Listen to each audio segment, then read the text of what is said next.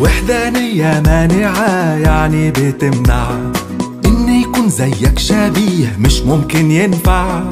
كل أقنوم متميز، مش أصغر وأكبر، لا بيتقسموا ولا يتنافسوا، واحد في الجوهر. انت الله إلهنا واحد، زي طبيعتك مفيش ولا واحد، ولولا إنك تعلن عن ذاتك ازاي مخلوق